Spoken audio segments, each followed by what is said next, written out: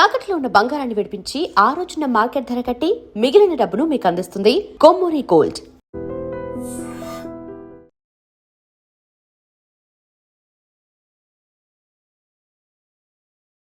నమస్తే, welcome to I dream talking point with కవిత.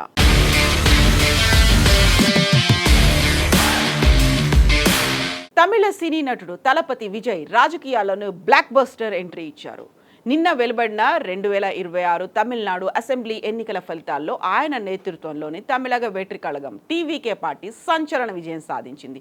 తొలిసారి ఎన్నికల బరిలో నిలిచిన టీవీకే ఎవరూ ఊహించని విధంగా 108 స్థానాల్లో గెలుపొందింది. 234 స్థానాలున్న తమిళ అసెంబ్లీలో ప్రభుత్వ ఏర్పాటుకు అవసరమైన 118 సీట్ల మ్యాజిక్ ఫిగర్కు కేవలం 10 స్థానాల దూరంలో నిలిచి రాష్ట్ర రాజకీయాల్లో ప్రకంపనలు సృష్టించాడు విజయ్. ఈ ఎన్నికల్లో విజయ్ పార్టీ సాధించిన ఓట్ షేర్ సరికొత్త రికార్డును నెలకొల్పింది. టీవీకే ఏకంగా 34.92% ఓట్లను సాధించింది. 2000 సంవత్సరం తర్వాత దేశంలో తొలిసారి ఎన్నికల్లో పోటీ చేసిన ఒక పార్టీ ఇంత భారీ ఓట్ షేర్ దక్కించుకోవడం ఇదే మొదటిసారి. ఈ ఫలితాలు తమిళనాడు రాజకీయ ముఖ చిత్రాన్ని పూర్తిగా మార్చేశాయని విశ్లేషకులు అభిప్రాయపడుతున్నారు.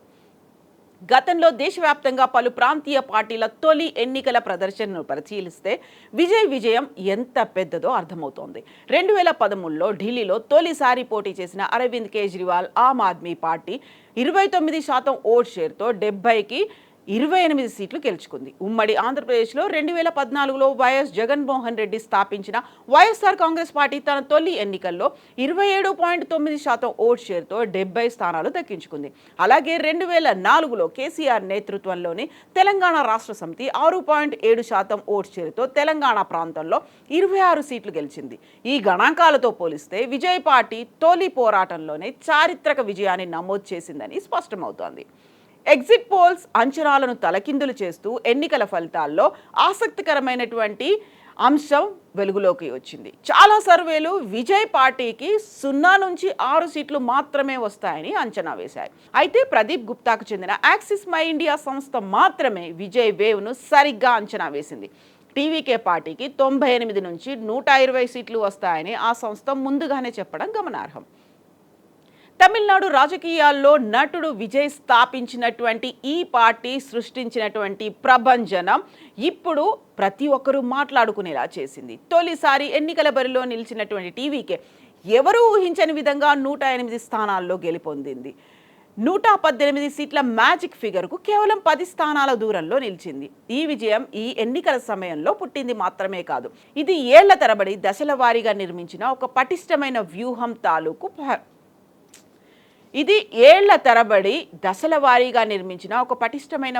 తాలూకు ఫలితం. అభిమాన సంఘాల నుంచి క్రమశిక్షణ గల రాజకీయ శక్తిగా మారిన ఈ ప్రస్థానం 6 కీలక దశల్లో సాగినట్టుగా ఇప్పుడు విశ్లేషకులు చెప్తున్నారు.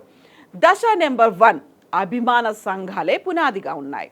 విజయ్కు తమిళనాడు అంతటా లక్షలాది మందితో కూడిన రసిగర్ మండ్రాలు అంటే అభిమాన సంఘాలు ఉన్నాయి. ఆయన వాటిని కేవలం సినిమా ప్రచారాలకు మాత్రమే పరిమితం చేయలేదు, వాటిని వ్యవస్థీకృత సేవా కార్యక్రమాల్లోకి మళ్లించారు. రక్తదాన శిబిరాలు, విపత్తు సహాయక చర్యలు, విద్యార్థులకు సన్మానాలు, ఇతర సామాజిక కార్యక్రమాలతో ప్రజలకు నిరంతరం చేరువయ్యారు. కోయంబత్తూరు వంటి నగరాల్లో వేలాది మంది అభిమానులు సంఘటితమై సేవా కార్యక్రమాల్లో పాల్గొన్నారు. దీనివల్ల ఎన్నికల సమయంలో కాకుండా ఏళ్ల తరబడి ప్రజలతో ఒక ప్రత్యక్ష రాజకీయాలకు అతీతమైనటువంటి సంబంధం ఏర్పడింది. ఇక స్టేజ్ నెంబర్ 2, అసలు ఎన్నికలకు ముందే ప్రయోగం చేశారు. 2021లో విజయ్ తన వ్యవస్థను పరీక్షించడానికి ఒక ప్రయోగం చేశారు.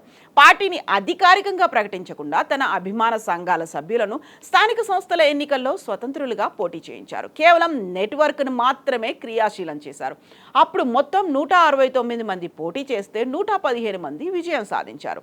అభ్యర్థుల ఎంపిక, బూత్ నిర్వహణ, ఓట్లను సమీకరించడంలో తమ నెట్వర్క్ ఎంత పటిష్టంగా ఉందో ఈ ప్రయోగం నిరూపించింది.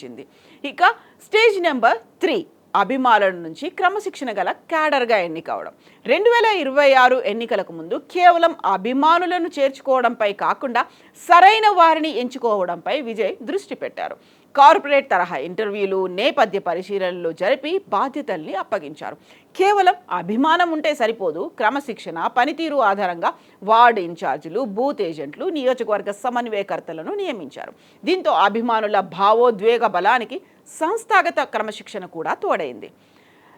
దశ నెంబర్ 4, సాంకేతికంగా మారిన విజిల్ గుర్తు. విజిల్ గుర్తును వేగంగా ప్రజల్లోకి తీసుకెళ్లేలా, సులభంగా గుర్తుపట్టేలా రూపొందించారు. ఈ గుర్తు కేవలం బ్యానర్లకే పరిమితం కాలేదు. మహిళలు తమ ఇళ్ల ముందు కోలం వేయడం అంటే ముగ్గులతో కూడా ప్రారంభించారు. దీంతో వీధులన్నీ విజయ్కు మద్దతుగా నిలువుటద్దం పట్టాయి. ఇది చూడ్డానికి సహజంగా అనిపించింది. దీంతో పాటుగా పక్కా ప్రణాళికతో కూడిన వ్యవస్థ కూడా పనిచేసింది. దశ నెంబర్ 5, ప్రచారం వెనుక పటిష్టమైనటువంటి నెట్వర్క్. ప్రచారానికి అవసరమైన యంత్రాంగాన్ని కొత్తగా నిర్మించలేదు. ఏళ్లుగా ఉన్న వాట్సాప్ గ్రూపులనే ప్రచారానికి ఉపయోగించారు.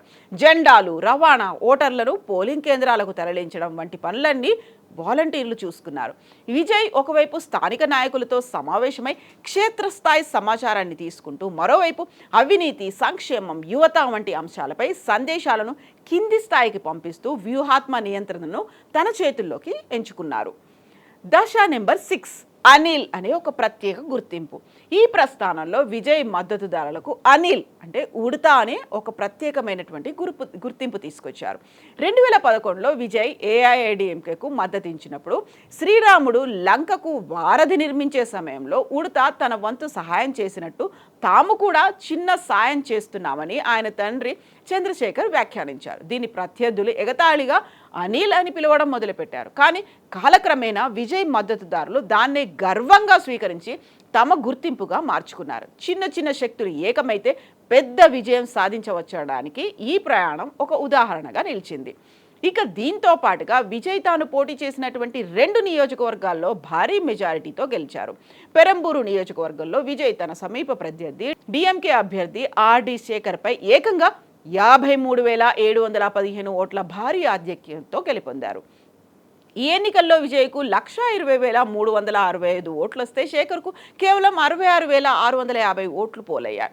ఇక్కడ పీఎంకే అభ్యర్థి 3వ స్థానంలో నిలిచారు. అదేవిధంగా తిరుచిరాపల్లి ఈస్ట్ నియోజకవర్గంలో విజయ పరంపర కొనసాగించారు. ఇక్కడ డిఎంకే అభ్యర్థి ఎస్ ఇనిగో ఇరుదయాల్పై 27,416 ఓట్ల మెజారిటీతో విజయం సాధించారు. ఈ స్థానంలో విజయ్కు 91,381 ఓట్లు, ఇరుదయాజ్కు 63,965 ఓట్లు లభించాయి. అన్నాడీఎంకే అభ్యర్థి 3వ స్థానానికి పరిమితమయ్యారు. ఈ మేరకు తన విజయాలపై విజయ్ ఎన్నికల అధికారుల నుంచి సర్టిఫికెట్లు అందుకున్నారు.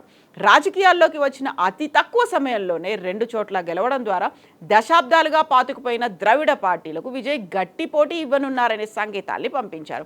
అయితే విజయ్ గెలుపొందినటువంటి 2 స్థానాల్లో ఏది తన వద్ద ఉంచుకుంటారో, దేనికి రిజైన్ చేస్తారు, రిజైన్ చేసినటువంటి స్థానాల్లో దేని నుంచి పోటీలో ఉండబోతున్నారు, ఎవరిని నిలబెడతారో మీరేమనుకుంటున్నారో కామెంట్స్ రూపంలో తెలియజేయండి.